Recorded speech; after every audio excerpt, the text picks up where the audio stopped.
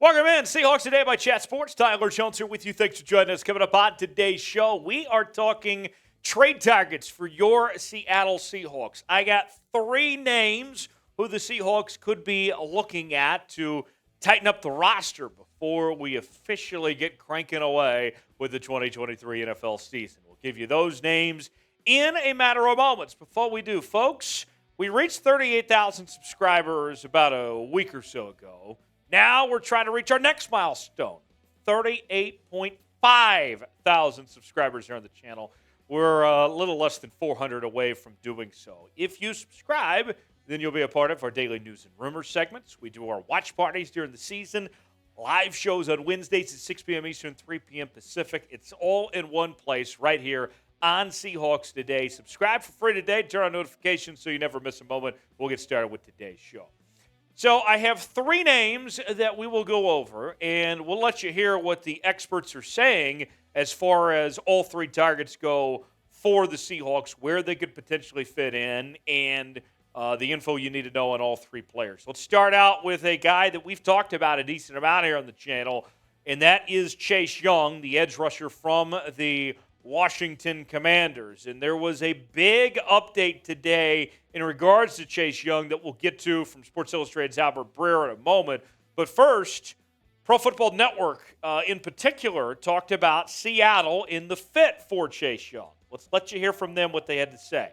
General Manager John Schneider has never been afraid to trade picks for players. That's how he found starting safeties Jamal Adams and Quandre Diggs. Young could be next in line, especially if Pete Carroll and company believe they can get the most out of the Ohio State product. Then the report from Albert Breer, which kind of spiraled all the rumors again. Let's show you what Breer had to say. Teams thinking they need more help may make trade calls on Young. It seems unlikely that Washington brass would make him move him ahead of a must-win year, but I know they'd be open to listening. See, it's that last bit right there, open to listening. And there's a pretty surprising number of accomplished pass rushers still on the market. So there you have it, that little bit of sliver that you see right there, open to listening. The numbers on Chase Young. Let's go back to his rookie season where he was fantastic. He was one of the all-rookie team performers from the Pro Football Writers Association with 44 tackles, 7.5 sacks, and 4 forced fumbles. But since then, he's dealt with a number of injuries. We haven't seen a whole lot of Chase Young since that rookie season in 2020. Played 9 games in 2021, 3 games in 2022. Had 2 sacks and 2 forced fumbles in those 9 games in 2021. Had just 5 total tackles in 3 games last year. If Chase Young is healthy, no doubt in my mind, we can go back to seeing Chase Young be the player that he was in that rookie season and even be better than that. I think when he's healthy, you're talking about a guy that can be an all-pro caliber player. But we haven't seen him be that healthy over the last couple of seasons. And so with that, that's where the bargain buy comes into this. With what Washington's paid with other guys, you can't pay everybody. So if you're Seattle here, you could get away with a trade of giving up a day 2 pick for a guy that was the former 2 pick in this scenario. To me, I like it. Makes a lot of sense. Should Seattle trade for Chase Young? This is our pinned comment today. You might get an ad break. If so, take advantage of it. And tell me what you think. Why for yes, in for no. Should Seattle trade for Chase Young or not? Tell me what you think. Why for yes, in for no in the comment section below. Number 2 on our list is the biggest name of all, right?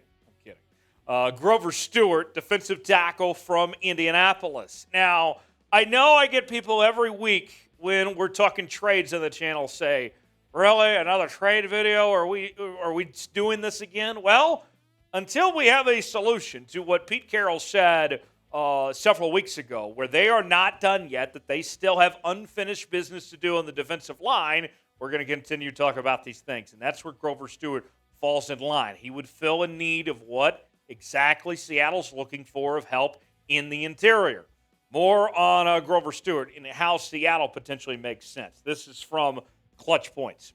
Seattle found a handful of potential draft steals later on that can help in the trenches, but the team still needs to improve the front end of a defense that doesn't have any game records and was consistently ravaged on the ground last year. Enter Grover Stewart, an underrated, durable piece of Indianapolis, their front, and an excellent run defender. At the age of 29, he's still in his prime and is entering a contract year with an affordable $9.3 million base salary with a $10.8 million cap hit. You have to think that if you're going to bring him in, you'd be giving him a new contract. That's doable for Seattle, even with their limitations when it comes to the salary cap-wise.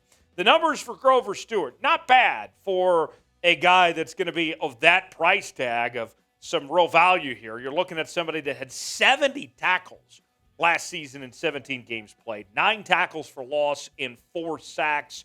The year prior to that, in the same number of games played, he had 46 tackles, 2 tackles for loss, 1 sack, and 1 forced fumble. So you can see he nearly doubled his tackle number. His tackle for loss number went up significantly with playing the same amount of games. So Grover Stewart is definitely right in the thick of the prime of his NFL career, and this is a guy that I don't think you're going to have to give up too much for either.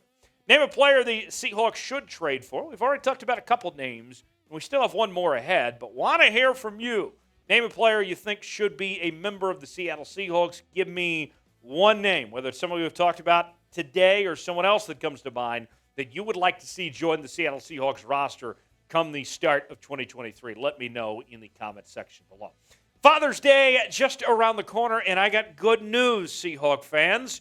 The T-shirt hat combo has made its return, and not to mention it's on sale as well for $23.99. You can get yours now at chatsports.com/12combo to get this today. I got to tell you, it looks great. And with Father's Day here, this is a great gift that won't cost you too much. Dad gets the shirt and the hat. Maybe you take the shirt and Dad gets the hat, whatever it may be. It's a great deal that you can get right now while supplies last for a limited time. I got to tell you, we offer this every now and then. We haven't been able to offer this in a while because it's been out of stock for a long time. Now it's back in stock. Here's your chance to get it on sale just in time for Father's Day. You can order it and have it to Dad in time for Father's Day as well.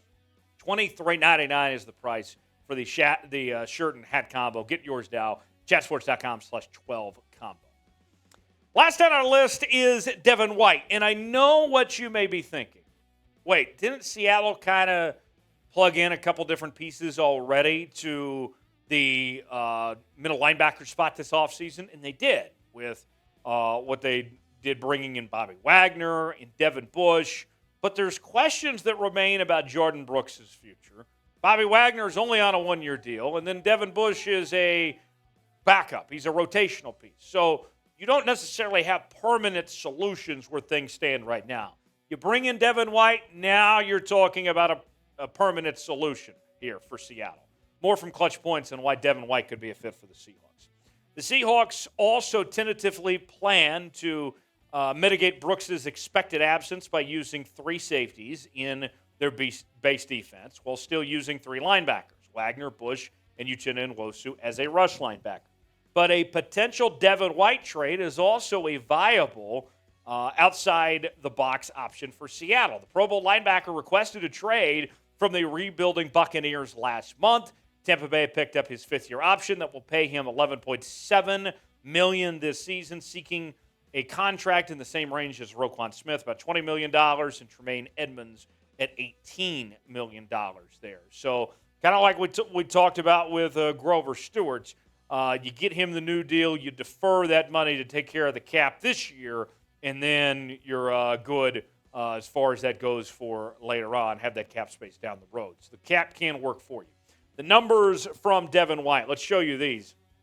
You can see he's been fantastic the last few seasons. Go back to 2020, and remember, he helped lead the Bucs to a Super Bowl win when Tom Brady was in town his first year there.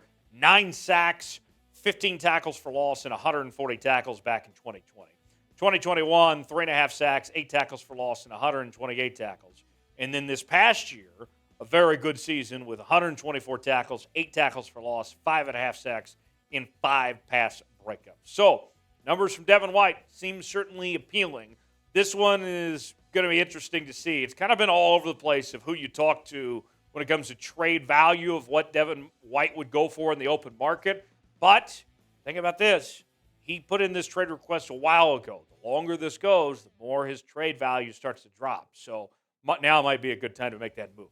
Should the Seahawks trade for Devin White? Tell me what you think. T for trade, P for pass. What do you think? Weigh in the comments section on the idea of trading for Devin White or not. Hit me up social media, Twitter, Instagram, and Zuck's site, the Facebook at Tyler Jones Live. You can find me there. I'll see you next time here on Seahawks.